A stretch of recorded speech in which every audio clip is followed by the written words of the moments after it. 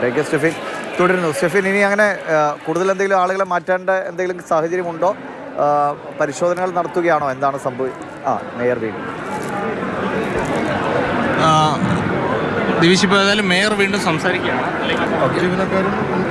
അതുകൊണ്ട് ജീവനക്കാരെയും ഡോക്ടേഴ്സിനെയും സിസ്റ്റേഴ്സിനെയും അങ്ങേയറ്റം തന്നെ അഭിനന്ദിക്കണം.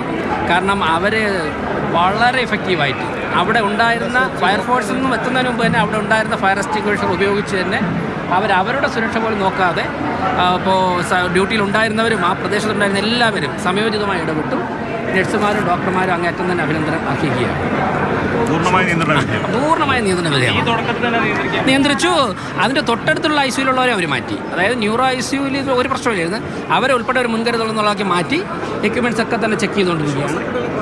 അത് നോക്കിയിട്ട് പറയാം. ഒരു വെന്റിലേറ്ററിൽ നിന്ന് മാത്രമാണ്. അപ്പോൾ നമുക്കത് ഒന്നുകൂടെ പരിശോധിച്ച് പറയാം.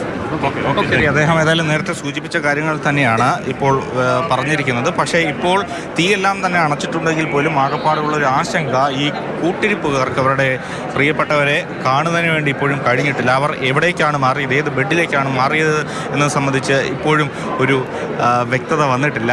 അതിൽ എല്ലാം തന്നെ ഇനി കൂടുതൽ പരിശോധനകൾ നടത്തേണ്ടതുണ്ട്, വിവരശേഖരണമെല്ലാം തന്നെ നടത്തേണ്ടതുണ്ട്. പെട്ടെന്ന് പൊടുന്നനെയാണല്ലോ ഈ സംഭവിച്ചതും അതിനുശേഷം ഇവിടുന്ന് മാറ്റി